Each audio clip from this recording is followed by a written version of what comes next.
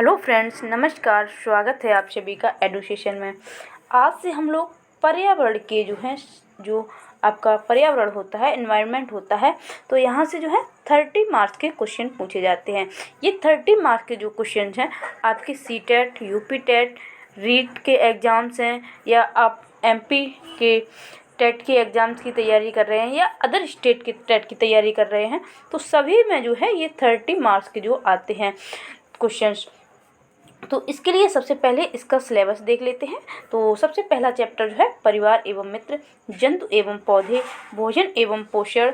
Next है जल, आश्रय, यातायात, हम चीज़ें कैसे बनाते हैं, पर्यावरण एवं पारिस्थितिकी। उसके बाद पेडागोगी आती है। तो सीटेट में क्या होता है, 15 नंबर के क्वेश्चन आते हैं आपके पेडागोगी से, और 15 नंबर के ये एनवायरनमेंट का पोर्शन होता है, तो यहाँ से क्वेश्चन आते हैं। तो इस प्रकार से आपके लिए जो पेडागोगी है ये भी बहुत महत्वपूर्ण भूमिका अदा करती है आपके सीटेट क्रैक करने में। तो पेडागोगी से ये इसके चैप्टर हैं पर्यावरणीय अध्ययन, अधिगम के सिद्धांत, विज्ञान एवं सामाजिक विज्ञान में संबंध। और आगे इसके चैप्टर है पर्यावरण अध्ययन, शिक्षण के तरीके, गतिविधियां एवं प्रयोगात्मक कार्य, सतत एवं व्यापक मूल्यांकन, शिक्षण सहायक सामग्री। और नेक्स्ट चैप्टर है पर्यावरण अध्ययन, शिक्षण की समस्याएं। तो इस प्रकार से इतने सभी चैप्टर इन सभी चैप्टर से क्वेश्चन पूछे जाते हैं। तो आज से जिस सीरीज की शुरुआत कर रहे हैं, इसमें हम लोग प्रत्येक दिन एक चैप्टर्स को पढ़ेंगे। तो इस सारे चैप्टर, जो चैप्टर बड़ा होगा तो उस चैप्टर को जो 2 भागों में कवर करेंगे, और जो छोटे चैप्टर हैं उनको एक ही भाग में कवर करेंगे। और लगभग 30 मिनट्स का वीडियो होगा। तो इतने वीडियो में आप एक चैप्टर आसानी से कवर कर लेंगे। और इसके जो एमसीक्यू टाइप के क्वेश्चन बनते हैं उनको हम बाद में करा देंगे। जो आपका दिसंबर में एग्ज़ाम है सीटेट का, उसके पहले ये सारे क्वेश्चन हम आपको चैप्टर वाइज करा देंगे।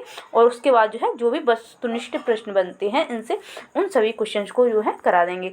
तो इसका सबसे पहला अध्याय वन। तो अध्याय वन है आपका परिवार एवं मित्र। तो परिवार एवं मित्र, फैमिली एंड फ्रेंड्स। तो यहाँ से लोगों को देखने में ये लगेगा, कैंडिडेट ये सोचेंगे कितना सरल चैप्टर है, बट ऐसा कुछ भी नहीं है। यहाँ से भी काफ़ी प्रकार के क्वेश्चन ऐसे बनते हैं जो एग्जाम्स में आपको कन्फ्यूजन क्रिएट करते हैं। तो इसलिए इसका अध्ययन करना आपको बहुत ही ज़रूरी है। तो शुरुआत करते हैं पहले चैप्टर की, परिवार एवं मित्र। तो देखते हैं, व्यक्ति तथा समाज के जीवन में परिवार का स्थान अत्यंत महत्वपूर्ण है। व्यक्ति के सामाजिक जीवन में सबसे बड़ी भूमिका परिवार की ही होती है। परिवार ही वह सर्वप्रथम संस्था है जिसमें मनुष्य ने सामूहिक रूप से रहना सीखा। यानी कि यहाँ से एक क्वेश्चन बनता है कि जो व्यक्ति है उसकी सर्वप्रथम मतलब पहली संस्था कौन है जिससे उसे सामूहिक रूप में रहना आया, तो वो क्या है, परिवार है। संगठित जीवन परिवार से ही प्रारंभ हुआ है। समाज की सबसे पहली संस्था परिवार ही है। जब अलग अलग परिवार के सदस्य एक दूसरे के काफ़ी करीब होते हैं, जिसमें कोई विशेष पारिवारिक रिश्ता नहीं होता है, तो वे मित्र के अंतर्गत आते हैं। जो काफ़ी लोग हैं एक दूसरे से काफ़ी घनिष्ठ संबंध हो जाते हैं, तो उन लोगों को मित्र कहा जाता है। अब आगे देखते हैं परिवार। तो परिवार के अर्थ क्या है, उसकी परिभाषा क्या है, तो उसको देखेंगे। तो देखिए, परिवार वह संस्था है जिसमें बालक का जन्म होता है, विकास होता है और उसी में उसका अंतः होता है। यंग एवं मैक के अनुसार, तो यहाँ ये देखिए, यंग एवं मैक के अनुसार परिवार प्राचीनतम एवं मौलिक मानव समूह है। इसका ढांचा समाज में विशेष में भिन्न हो सकता है, परंतु केंद्रीय कार्य जैसे बच्चे का पालन करना, समाज की संस्कृति से परिचित कराना, सारांश रूप में उसका सामाजिकरण करना परिवार के सामान्य कार्य हैं। तो ये आपकी डेफिनेशन हो गई, ये तो यंग और मैक के अनुसार हुई है। आगे है परिवार की रचना। पति पत्नी और बच्चों से होती है। इसके फलस्वरूप भिन्न भिन्न समाज में अलग अलग हैं। समाजों में इसके स्वरूप अलग अलग हैं, परंतु वे सभी रूप अपने सदस्यों को सामान्य घरेलू शिक्षा देते हैं और उनके गौण विकास में सहायक प्राथमिकता देते हैं। परिवार शिक्षा का अनौपचारिक साधन है। तो ये क्वेश्चन जो है काफ़ी एग्जाम्स में आया हुआ है। जो अनौपचारिक जो है साधन, शिक्षा का अनौपचारिक साधन, तो आप यहाँ जो है इसे कहीं नोट कर लीजिए। तो ये परिवार जो है शिक्षा का अनौपचारिक साधन है। तो ये क्वेश्चन आपके लिए वेरी मोस्ट इम्पॉर्टेंट है, आप इसे नोट कर लें। आगे है परिवार शब्द अंग्रेजी भाषा के फैमिली शब्द का हिंदी रूपांतरण है। तो ये जो हो परिवार शब्द है अंग्रेजी भाषा की फैमिली शब्द का हिंदी रूपांतरण है। फैमिली शब्द की व्युत्पत्ति लैटिन भाषा के फैमुलस नामक शब्द से हुई है, जिसका अर्थ है नौकर, लेकिन इस अर्थ में परिवार का अर्थ नहीं लगाया जाता।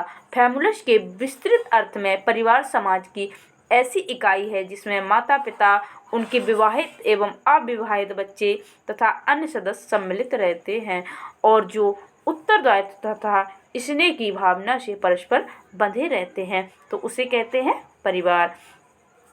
आगे है रेमंड के अनुसार। तो रेमंड के अनुसार दो बच्चे भले ही विद्यालय में पढ़ते हों, समान रूप से शिक्षकों से प्रभावित हों, समान अध्ययन करते हों, फिर भी अपने सामान्य ज्ञान, रुचियों, भाषण, व्यवहार और नैतिकता में अपने घरों के कारण जहाँ से वे आते हैं पूर्णतः भिन्न होते हैं। तो ये बात कही है रेमंड ने।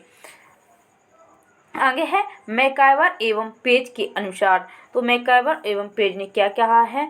परिवार वह समूह है जिसमें स्त्री पुरुष के यौन संबंध पर्याप्त निश्चित होते हैं और उनका साथ इतनी देर तक रहे जिसमें संतान उत्पन्न हो और उनका पालन पोषण हो। तो ये आपकी जो परिभाषा है ये मैकाइवर एवं पेज के अनुसार है। आगे देखते हैं क्लेयर के अनुसार। तो क्लेयर के अनुसार जो है परिवार से तात्पर्य माता पिता और बच्चों के संबंधों की व्यवस्था है। तो ये बात कही थी आपकी क्लेयर ने। अब आगे देख लेते हैं डॉकरमैन के अनुसार। तो डॉकरमैन ने जो कहा है परिवार वह समूह है जिसमें पुरुष गृहपति होता है, उसकी स्त्री या स्त्रियों और उसके बच्चों को मिलाकर बनता है और इसमें कभी कभी एक या अधिक अविवाहित पुरुष भी होते हैं। तो ये आपकी जो परिभाषा हो गई ये हो गई डॉकरमैन के अनुसार। तो ये डेफिनेशन भी जो है आपको याद करना जरूरी है। तो अब देखते हैं परिवार के कार्य। तो परिवार के क्या कार्य होते हैं तो उनको देखेंगे। मैकाइवर ने परिवार के कार्यों को दो भागों में विभाजित किया है। तो जो ज़्यादातर चीज़ें हैं वो मैकाइवर के अनुसार हैं इसमें। तो आवश्यक और अनावश्यक। तो परिवार को जो है मैकाइवर ने दो भागों में विभाजित किया है। एक क्या है आवश्यक, दूसरा है अनावश्यक। इस चीज़ को देखें ध्यान से कि एग्जाम्स में ये क्वेश्चन पूछ सकते हैं। आगे है परिवार के आवश्यक कार्यों में घर के विभिन्न प्रावधानों को सम्मिलित किया जाता है, जबकि अनावश्यक कार्यों में मनोरंजन से संबंधित कार्यों को सम्मिलित किया जाता है। आर्थिक क्रियाकलाप, शैक्षिक क्रियाकलाप तथा लैंगिक व प्रजनन के क्रियाकलाप परिवार के आवश्यक कार्यों में सम्मिलित किए जाते हैं।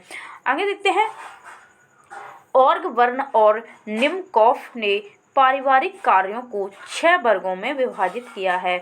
तो अब इनके और ऑर्गबर्न और निमकॉफ ने जो है परिवार को 6 भागों में विभाजित किया है, परिवार के कार्यों को और जबकि जो है मैकाइवर ने जो है इसे जो है 2 भागों में विभाजित किया था।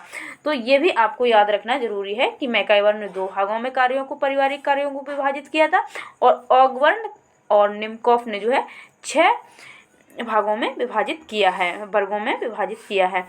तो ये है आर्थिक, प्रकृत्यात्मक, रक्षात्मक, आनंदप्रद, धार्मिक और शैक्षिक क्रियाकलाप।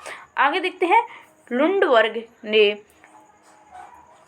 परिवार के 4 प्रमुख मूलभूत क्रियाकलाप बताए हैं, जिनमें प्रमुख रूप से प्राथमिक समूह का संतोष, श्रमिकों का सहयोग व विभाजन, बच्चों की देखभाल व प्रशिक्षण तथा यौन व्यवहार और प्रजनन का नियमन आदि सम्मिलित हैं। तो ये इनके अनुसार हो गया। आगे है परिवार की विशेषताएं। तो परिवार की क्या क्या विशेषताएं होती हैं? परिवार की अनेक विशेषताएं होती हैं जो निम्नलिखित हैं। तो सबसे पहला दिया गया है वंशानुगत संबंध। तो वंशानुगत संबंध क्या होता है? पारिवारिक सदस्यों के बीच वंशानुगत संबंध होते हैं तथा कुछ विशिष्ट गुण एक पीढ़ी से दूसरी पीढ़ी को प्राप्त होते हैं। तो यहाँ पर ये क्वेश्चन बनता है कि वो गुण या लक्षण जो एक पीढ़ी से दूसरी पीढ़ी को प्राप्त होते हैं तो उन्हें क्या कहते हैं? तो उन्हें जो है वंशानुगत गुण कहते हैं या वंशानुगत संबंध कहा जाता है। तो ये चीज़ यहाँ पर जो है आपके लिए इम्पॉर्टेंट है, इस पर आप जो है टिक लगा लें। आगे है सामाजिक संस्था। तो परिवार सामाजिक संस्था की मौलिक इकाई के रूप में कार्य करता है। आगे है आर्थिक व्यवस्था। पारिवारिक सदस्य अपने सभी सदस्यों की आर्थिक स्थिति को बेहतर करने के लिए वित्त की व्यवस्था करते हैं, ये उनकी आर्थिक व्यवस्था के अंतर्गत आता है। आगे है वैवाहिक अनिवार्यता। तो परिवार में संतानोत्पत्ति एवं विवाह की अनिवार्यता होती है। वैवाहिक संबंध परिवार के वंश की वृद्धि के लिए उत्तरदायी होते हैं। आगे है सामाजिक सुरक्षा की मूलभूत इकाई। तो पारिवारिक अंग के रूप में सभी सदस्य सुरक्षित महसूस करते हैं जो उनके विकास के लिए महत्वपूर्ण हैं। आगे है परिवार का वर्गीकरण। तो अब देखिए परिवार का वर्गीकरण, तो ये काफ़ी महत्वपूर्ण होता है एग्जाम की दृष्टि से। तो परिवार का जो वर्गीकरण है, परिवार को आकार की दृष्टि से दो भागों में विभाजित किया जाता है। तो सबसे पहला है संयुक्त परिवार। तो संयुक्त परिवार और एकल परिवार, परिवार के जो है दो भागों में विभक्त किया गया है, संयुक्त परिवार, एकल परिवार। तो सबसे पहले देखते हैं संयुक्त परिवार। संयुक्त परिवार, तो संयुक्त से आप संयुक्त शब्द से ही समझ में आता है संयुक्त, यानी कि जो जुड़ा हुआ हो। तो परिवार जो है संयुक्त परिवार क्या होते हैं उनको देखेंगे। प्राचीन काल से ही भारतीय सामाजिक जीवन का मुख्य आधार संयुक्त परिवार ही है। संयुक्त परिवार यानी कि ज्वाइंट फैमिली, जो यानी कि जुड़े हैं, सा माने सहित और युक्त माने जो जुड़े हुए हैं। तो ज्वाइंट फैमिली में 2-3 पीढ़ियों के सदस्य शामिल रहते हैं और एक दूसरे से संपत्ति, आय तथा पारस्परिक अधिकारों एवं कर्तव्यों से जुड़े रहते हैं। तो उन्हें क्या कहते हैं? संयुक्त फैमिली। यानी कि जैसे घर में दादा दादी हैं, दादा दादी और उनके बाद जो है उनके इनके बच्चे हैं और अब इनके जो हैं ये लड़के या लड़की जो भी हैं और उनके बाद जो भी बच्चे हैं इनके 1 2 3 4 कुछ भी हो सकते हैं। अब ये सभी जो बच्चे हैं और इनके बाद जो है इनके बच्चे, तो इस प्रकार से जब ये फैमिली बनती है, इनके ये बच्चे हैं जो भी हों, लड़का लड़की, तो जब ये फैमिली पूरी साथ में रहती है तो ये संयुक्त फैमिली के अंतर्गत आती है। अब आगे देखते हैं। संयुक्त परिवार में माता पिता, पुत्र पुत्री, भाई बहन, पुत्र वधू एवं उनके बच्चे, चाचा चाची, दादा दादी आदि एक साथ एक ही घर में रहते हैं, तो इसे कहते हैं संयुक्त परिवार। आगे है अतः संयुक्त परिवार का आकार बड़ा होता है, सदस्यों का एक दूसरे के प्रति असीमित उत्तरदायित्व होता है, सर्वाधिक आयु वाला व्यक्ति परिवार का मुखिया होता है और मुखिया ही प्रत्येक सदस्य के लिए आवश्यकता का अनुसार जो है धन का व्यय संपत्ति धन से करता है। और अब देखते हैं संयुक्त परिवार के गुण। तो संयुक्त परिवार के क्या क्या गुण होते हैं? संयुक्त परिवार के गुण जो है निम्नलिखित हैं। कार्य विभाजन की व्यवस्था। जो संयुक्त परिवार होते हैं उसमें कार्य विभाजन किया जाता है कि तुम ये काम करो, तुम ये काम करो, ताकि जो है चीज़ें समय पर हो सकें। आगे सामाजिक जीवन का विकास। नेक्स्ट सामाजिक सुरक्षा, बचत के लिए अनुकूलन। तो ये इनके जो है परिवार संयुक्त परिवार के गुण हैं। आगे है सामान्य हितों की रक्षा, पारिवारिक परंपराओं की रक्षा, पारिवारिक धन का समान वितरण, आगे है बच्चों का समुचित पालन पोषण, देखभाल एवं विकास, बुजुर्गों के ज्ञान, अनुभव, उपदेश एवं निर्देश आदि का लाभ। अब आगे है संयुक्त परिवार के दोष। तो संयुक्त परिवार के कोई भी चीज़ होती है, यदि उसमें कोई गुण है तो उसमें कुछ न कुछ दोष भी होते हैं। तो इनका क्या दोष है? व्यक्तित्व के विकास के लिए स्वतंत्र अवसर का अभाव, यानी कि जब जॉइंट फैमिली होती है, घर में लोग होते हैं, तो जो पर्सनालिटी डेवलप के लिए जो है एक स्वतंत्र अवसर जो है नहीं मिल पाता है, उसका हमेशा अभाव रहता है। आगे है पारस्परिक द्वेष, कलह एवं संघर्ष। जब ज़्यादा लोग इकट्ठे होते हैं तो कभी कभी जो है ये द्वेष, कलह एवं संघर्ष की भावना भी विकसित हो जाती है। आगे सामान्य निर्धनता। तो सामान्य निर्धनता भी इसका जो है एक बहुत बड़ा दोष है। आगे आवश्यकता पूरी होते रहने के कारण अधिकांश सदस्यों का आलसी होना, ये इसका जो है दोष है। आगे है कठोर नियंत्रण। नियंत्रण जो है जो मुखिया होता है उसके कंट्रोल में सभी लोग होते हैं। अब है एकल परिवार। तो एकल परिवार जो है क्या होता है? तो एकल परिवार से आप जो है नाम से ही समझ सकते हैं, एकल अकेला, जो अकेला परिवार हो। तो एकल परिवार न्यूक्लियर फैमिली का स्वभाव जो है लघु होता है। जब अकेला होगा तो वहाँ पर जो है उसका स्वरूप जो है अपने आप छोटा हो जाएगा, लघु हो जाएगा। संयुक्त परिवार के विघटन के कारण ही एकल परिवार का जन्म हुआ। एकल परिवार में पति पत्नी तथा उनके अविवाहित बच्चे होते हैं। तो ये हो गया एकल परिवार। कोई जो है दो पति पत्नी हैं और उनके बच्चे, तो ये उनका हो गया एक परिवार, एकल परिवार इसे कहेंगे। आगे है एकल परिवार के गुण। तो इसके गुण क्या हैं?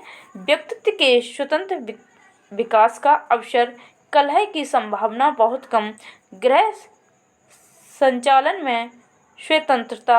आगे है पारिवारिक कुरीतियों का अभाव, पति पत्नी के बीच मधुर संबंध। तो ये इनके जो है गुण हैं। अब आगे देख लेते हैं एकल परिवार के दोष। तो अभी आपने संयुक्त परिवार के दोष देखे थे, अब एकल परिवार में भी कुछ ना कुछ जरूर दोष हैं। तो ये है शिशुओं की देखभाल में समस्या।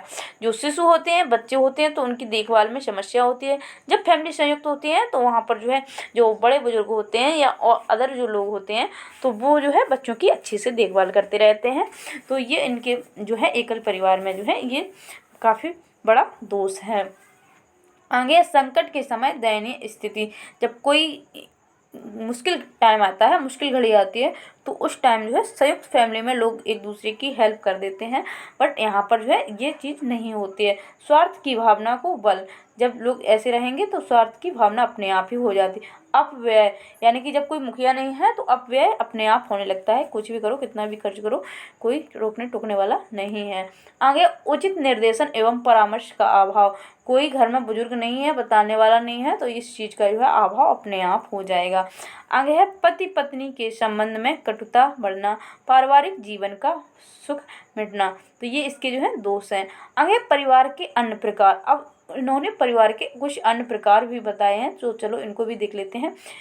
परिवार के अन्य प्रकार निम्न हैं। मातृ स्थान परिवार। यह परिवार का वह प्रकार है जिसमें विवाहित युगल स्त्री के परिवार के साथ निवास करते हैं, यानी कि स्त्री के परिवार के साथ। मातृ स्थान परिवार, जहाँ पर जो है जो जहाँ से जो जैसे दो लोगों की शादी हुई है तो जहाँ से जो लड़की है तो वहाँ पर जो है जो उनका जोड़ी होती है तो वो लोग हैं स्त्री के परिवार के साथ जो है जाके वहाँ पर रहने लगते हैं, तो इसे जो है मातृ स्थान परिवार कहा जाता है।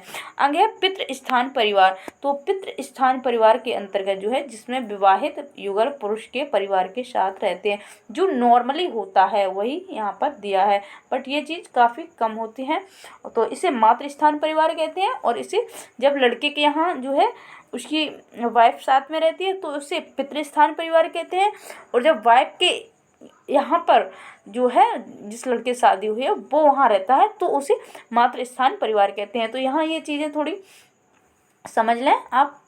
और आगे है वैवाहिक परिवार। तो यह एकल परिवार का ही रूप है। जो वैवाहिक परिवार है एकल परिवार का ही रूप है। इसे संतान बढ़ाने वाला परिवार भी कहा जाता है। यह वह परिवार होता है जो एक के बाद एक के विवाह के बाद जो है बनता है। घर में जो है जैसे मदर और ये फादर दो लोग थे। इनकी ये जो है जो भी बच्चे हैं, तो जो भी बच्चे हैं इनके, तो उनके बाद जब इनकी शादी हुई तो ये जो है ये फिर अलग रहने लगे। तो इस प्रकार से जो फैमिली बनती जाती है उन्हें ही एकल परिवार कहते हैं। अब आगे देखते हैं सम रक्त संबंधी परिवार। यह भी संयुक्त परिवार का ही एक रूप है। इसको अभिविन्यास परिवार भी कहा जाता है। इसमें समान रक्त समूह के लोग सम्मिलित होते हैं क्योंकि इनकी उत्पत्ति एक ही रक्त से होती है, तो इनको कहते हैं सम रक्त परिवार संबंधी परिवार। अब है आनुवंशिकता और रक्त समूह।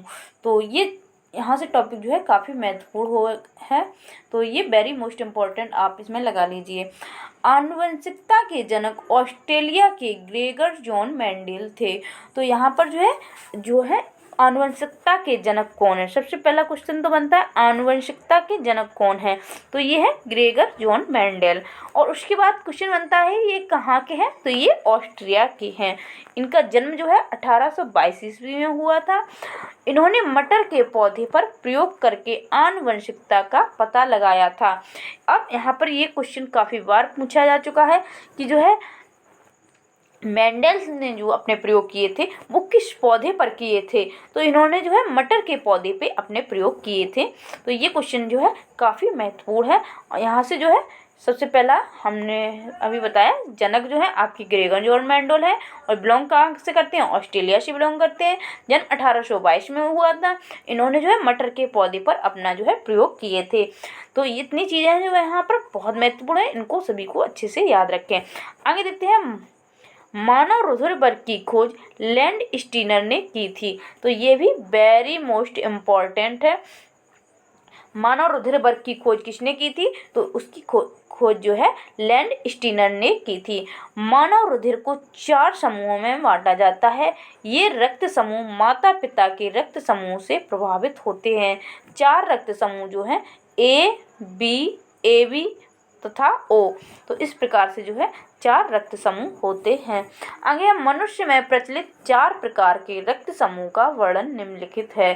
तो इनका वर्णन देख लेते हैं। ये है रक्त समूह। तो ये मदर है, ये फादर हैं, ये उनके जो है बच्चे हैं। तो इनके रक्त समूह की संभावनाएं क्या हैं, तो ये क्वेश्चन भी है आपके एग्जाम्स में काफ़ी बार पूछा जा चुका है। तो सबसे पहला देखते हैं जो है माता जो है उनका रुधिर वर्ग जो है ओ है और पिता जो है उनका है ओ। तो जो बच्चे होंगे वो 100% यानी कि जितने भी बच्चे होंगे वो सभी ओ रक्त समूह के बच्चे होंगे। आगे है माँ का रुधिर वर्ग ओ है, पिता जो है वो उनका ए है। तो जो है जो बच्चे होंगे वो 50% जो है ओ रुधिर वर्ग के होंगे और 50% जो है ए रुधिर वर्ग के बच्चे होंगे। आगे है ओ जो है मदर है और जो उनके फादर हैं वो बी ब्लड ग्रुप उनका है। तो इसमें भी जो है दोनों ग्रुप जो हैं 50-50% जो है बच्चों के जो ब्लड ग्रुप होंगे वो 50-50% होंगे। यदि इनके जो है 2 बच्चे हैं तो एक का जो है ओ ग्रुप हो सकता है और एक का बी। अब कौन हो सकता है ओ ग्रुप वाला, कौन बी हो सकता है, ये चीज़ जो है कन्फर्म नहीं होती। जो पहला बच्चा होगा वो ओ हो सकता है या बी भी हो सकता है। तो इस प्रकार से जो है नेक्स्ट है ओ ग्रुप माँ का है और इनका फादर का ए बी है। तो जो है 50% ए होंगे और 50% बी जो है उनके जो है बच्चे होंगे। ब्लड ग्रुप इनकी ये संभावनाएं होती हैं। आगे है रक्त समूह। तो रक्त समूह जो है फिर वहीं से तो ये देखिए मदर है तो इनका पहले ब्लड ग्रुप हुई ए ग्रुप वाली जो है मदर है और इनके फादर भी ए ग्रुप के हैं। तो इनकी जो है जो बच्चे होंगे तो उनकी पॉसिबिलिटी जो है क्या है ब्लड ग्रुप की। तो यहाँ पर जब ए मदर है और ए फादर है तो ए ग्रुप की जो है 66% यानी कि 66% जो है जो बच्चे होंगे वो ए ग्रुप के होंगे और ओ ग्रुप के जो है इसमें 33% जो है ओ ग्रुप की संभावनाएं बनती हैं, पॉसिबिलिटी बनती हैं। आगे है मदर ए ग्रुप की है और उनके फादर जो है बी ग्रुप के हैं। तो यहाँ पर जो है ओ ग्रुप आने की संभावना जो है 25% है, बी ग्रुप की आने की संभावना 25% है, ए बी ग्रुप की जो है 25% पॉसिबिलिटी बनती है और ओ ग्रुप की जो है फिर से 25% पॉसिबिलिटी बनती है। तो इस प्रकार से जो है इनकी जो है रक्त समूह हो सकते हैं। आगे है ए। तो ए यहाँ पर बस डिफरेंस यही है, रक्त समूह तो इतने होंगे, बट ये नहीं होता है जैसे किसी के दो बच्चे हैं तो ये एक बड़ा बच्चा है और ये मान लीजिए ये एक्स है बड़ा वाला और ये वाई है छोटा वाला, तो ये कंफर्म नहीं होता है कि बड़ा वाला ओ हो सकता है या बड़ा वाला ए हो सकता है या ए हो सकता है या बी हो सकता है। तो ये चीज़ें जो है बाद में ही क्लियर होती हैं। आगे है मदर ए है और फादर जो है ए बी ग्रुप के हैं। तो यहाँ पर जो है 33% जो है ए ग्रुप की पॉसिबिलिटी बनती है, बी ग्रुप की जो है 50% पॉसिबिलिटी बनती है और ए बी ग्रुप की जो है 33% पॉसिबिलिटी बनती है। आगे है बी ग्रुप है, मदर और फादर जो है बी ग्रुप के हैं। तो यहाँ पर जो है बी ग्रुप की जो पॉसिबिलिटी है वो 66% बनती है और ओ ग्रुप की जो पॉसिबिलिटी है वो आपकी 33% बनती है। तो इस प्रकार से जो है आपको ब्लड ग्रुप की जो पॉसिबिलिटी है ये भी क्लियर होनी चाहिए, क्योंकि यहाँ से क्वेश्चन जो है 1 नंबर का जरूर बनता है। और आगे है परिवार का महत्व। तो परिवार का जो महत्व है क्या है, तो उस चीज़ को यहाँ पर देखेंगे। परिवार के महत्व को हम निम्न रूप में देख सकते हैं। परिवार ही वह प्रशासनिक स्थान है जहाँ सर्वप्रथम बालक का सामाजिकरण होता है। परिवार के बड़े लोगों का जैसा आचरण और व्यवहार होता है, बालक भी वैसा ही आचरण और व्यवहार करने का प्रयत्न करता है। तो यहाँ पर जो है यहाँ से एक चीज़ कन्फर्म हो जाती है, जो बालक होता है उसका जो भी नेचर होता है वो जो है उसके जो है फैमिली पे डिपेंड करता है कि फैमिली से वो क्या सीख रहा है, किस प्रकार का उसे जो है बिहेव करने को मिल रहा है। तो वो चीज़ें जो है सबसे पहले अपने फैमिली से ही सीखते हैं। परिवार के सामाजिक स्थिति भी बालक की सामाजिक विकास को प्रभावित करती है। यानी कि जो सामाजिक कंडीशन क्या है फैमिली की, ये भी जो है एक जो बालक होता है उसके जो है विकास को, डेवलपमेंट को काफ़ी जो है प्रभावित करता है। आगे है माता पिता के स्वास्थ्य और शारीरिक रचना का प्रभाव उनके बच्चों पर भी पड़ता है। यदि वे रोगी और निर्बल हैं तो ऐसी संभावना होती है कि उनके बच्चे भी वैसे ही हो सकते हैं। स्वस्थ माता पिता की संतान का भी स्वस्थ शारीरिक विकास होता है। आगे है बालक के स्वाभाविक विकास में वातावरण के तत्व सहायक होते हैं। बालक को सही वातावरण उपलब्ध कराने की जिम्मेदारी उनके परिवार की होती है। तो यहाँ पर जो पॉइंट हैं आप इनको जो है एक बार अच्छे से ज़रूर देखें। देखिए ये क्वेश्चन काफ़ी बार एग्जाम्स में पूछा जा चुका है कि बालक को प्रभावित करने वाले कारक कौन कौन से हैं। तो वहाँ पर सिर्फ क्वेश्चन में यही देंगे कि बालक को निम्न में से कौन कौन से कारक जो है प्रभावित करते हैं। तो यहाँ जो इतने बड़े बड़े ऑप्शन जब आपको लिखे हुए मिलेंगे सीटेट के एग्जाम्स में, तो आप जो है क्वेश्चन को पढ़ने में काफ़ी जो है लोगों को लगता है अरे टाइम वेस्ट हो रहा है। तो यहाँ चीज़ें होती नॉर्मल है, बस क्वेश्चन को इतना बड़ा बना दिया जाता है। तो देखिए यहाँ पर जो है आप देख सकते हैं कि ये माता पिता के स्वास्थ्य पे डिपेंड करता है और जैसा माता पिता का स्वास्थ्य होगा संतान का भी जो शारीरिक विकास है उसी प्रकार से होगा। और इसमें देखिए बालक के स्वाभाविक विकास में वातावरण के तत्व जो है सहायक होते हैं। तो जो है वातावरण भी जो है बहुत ज़्यादा जो है बच्चे के विकास के लिए जिम्मेदार है। और जो एक पॉइंट और था कि परिवार की सामाजिक स्थिति, तो सामाजिक स्थिति भी जो है बालक के विकास को प्रभावित करती है। तो यहाँ से जो है चीज़ें जो है नॉर्मल है, आप एक बार अच्छे से देख लें तो आपको क्लियर हो जाएगा। आगे है बालक के स्वाभाविक विकास में वातावरण के तत्व सहायक होते हैं। तो ये भी चीज़ जो है वातावरण के विकास में जो है जो वातावरण होता है, एनवायरनमेंट होता है, तो उसका जो है बहुत बड़ा रोल होता है। आगे है बालक की नियमित दिनचर्या का प्रभाव उसके शारीरिक विकास पर पड़ता है और इसे नियमित करने की जिम्मेदारी जो है परिवार की होती है। जो बालक की जो दैनिक दिनचर्या होती है तो उनको पहले से ही रूटीन में लाया जाए, बच्चे को बताया जाए कि इतने टाइम में तुम्हें ये करना है, इतने टाइम उठना है, इतने टाइम तुम्हें ब्रश करना है, फ्रेश होना है और कितने टाइम कॉलेज जाना है, अपने स्कूल जाना है। तो ये चीज़ें जो है आप बच्चे के लिए है जो है फैमिली से ही उनको प्राप्त होती हैं, ज्ञान प्राप्त होता है कि किस प्रकार से ये चीज़ें की जाए, फैमिली ही जिम्मेदार होती है। आगे है बालक के उचित शारीरिक विकास में उसे अपने परिवार से प्राप्त प्रेम एवं सुरक्षा की भावना का भी अहम योगदान होता है। और आगे देखते हैं, बालक के समुचित शारीरिक विकास हेतु खेल एवं व्यायाम के लिए समुचित सुविधाएं एवं समय उपलब्ध कराने की जिम्मेदारी भी उनके परिवार की ही होती है। नेक्स्ट पॉइंट देखते हैं, बालक की मानसिक क्षमता के विकास में उनके वंशानुक्रम का प्रमुख योगदान होता है। यानी कि जो वातावरण भी जिम्मेदार है, सामाजिक कारक भी जिम्मेदार है और आर्थिक स्थिति भी जिम्मेदार है, और उसका जो है वंशानुक्रम क्या है ये भी जो है बालक के मानसिक क्षमता के विकास में जो है योगदान करता है, जो उसके परिवार के माता पिता से जो है उसे प्राप्त होता है। नेक्स्ट पॉइंट है, मानसिक विकास में बालक के भाषा विकास का भी महत्वपूर्ण योगदान होता है, जिसमें उनके परिवार की भूमिका जो है सर्वाधिक होती है। तो ये पॉइंट जो है आपके लिए बहुत अच्छे क्वेश्चन जो है बनते हैं यहाँ से। आगे है, परिवार जिनमें माता पिता के बीच अच्छे संबंध होते हैं, जिनमें वे अपने बच्चों की रुचियां और आवश्यकताओं को समझते हैं एवं जिनमें आनंद एवं स्वतंत्रता का वातावरण होता है, इसका सकारात्मक प्रभाव बालक के मानसिक विकास पर पड़ता है। तो ये जो माता पिता के बीच जो है अच्छे संबंध होना भी जो है बालक के विकास में जो है काफ़ी महत्वपूर्ण होता है। आगे देखते हैं, आर्थिक जो है अच्छी आर्थिक स्थिति वाले परिवार में ही बालक को पौष्टिक भोजन, सही शिक्षा का वातावरण, खेल एवं मनोरंजन के अवसर आदि उपलब्ध होते हैं। नेक्स्ट पॉइंट है, माता पिता की शिक्षा का भी बालक के मानसिक विकास पर प्रभाव पड़ता है। यदि माता पिता शिक्षित होंगे तो वो कुछ चीज़ें ऐसी होती हैं जो अपने बच्चों को डेली में जो है बताने के लिए बहुत ज़रूरी होती हैं, तो वो है माता पिता से प्राप्त की जा सकती हैं। तो माता पिता का शिक्षित होना बहुत ज़्यादा ज़रूरी है। आगे है, परिवार का महत्व विभिन्न विद्वानों के मतानुसार।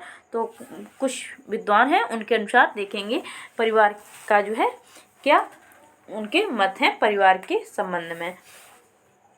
तो सबसे पहला है रूसो के विचार देखेंगे क्या है। तो रूसो का विचार था कि समाज बालक को दूषित करता है, जो समाज होता है वो बालक को दूषित करता है, वह बालक की शिक्षा की व्यवस्था अलग करना चाहता है।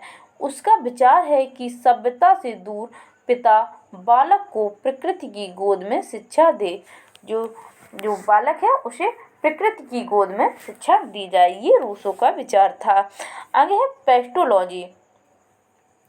तो पेस्टोलॉजी का मत देखेंगे।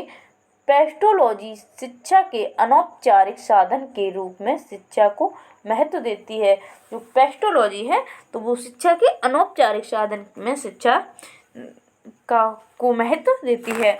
उनका मानना था कि घर शिक्षा का सर्वोत्तम साधन है और बालक का प्रथम विद्यालय है।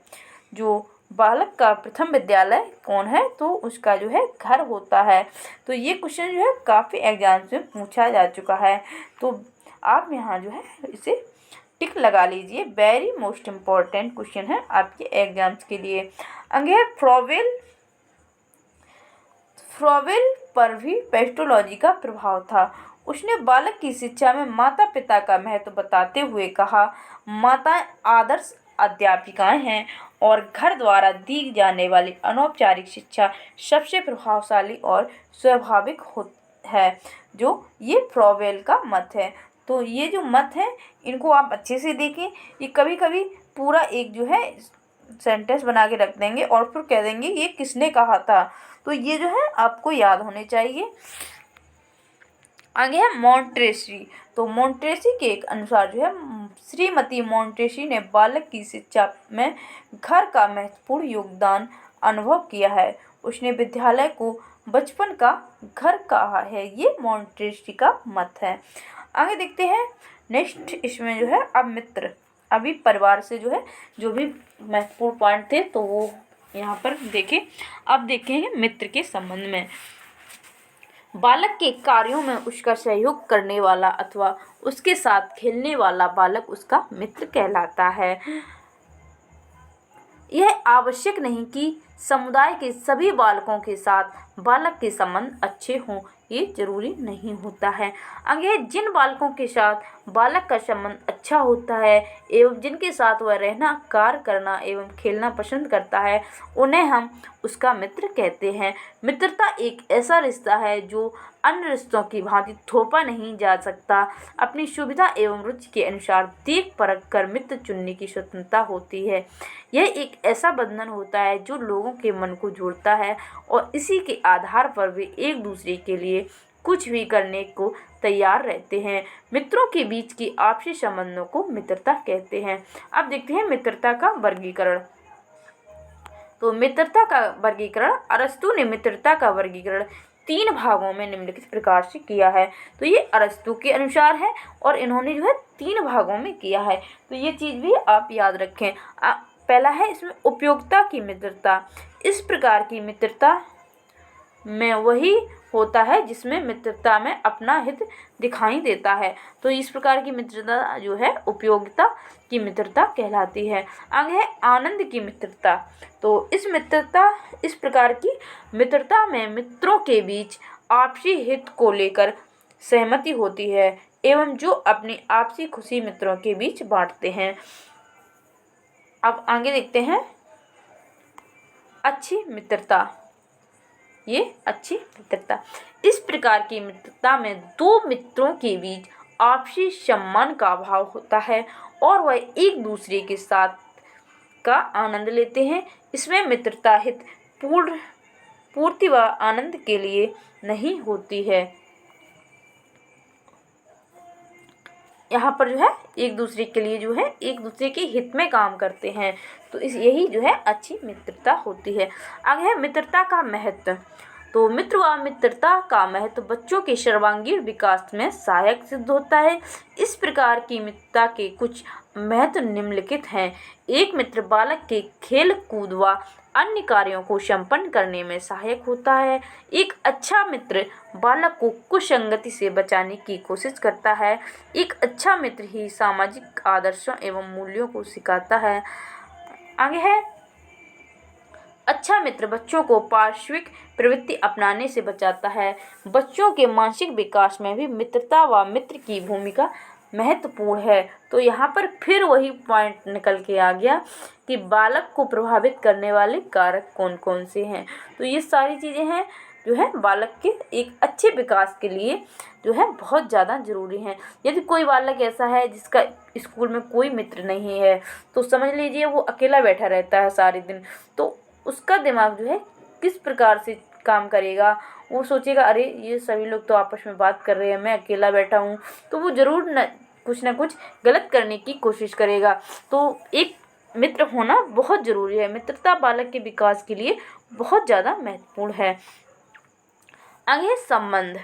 तो संबंध को देखेंगे।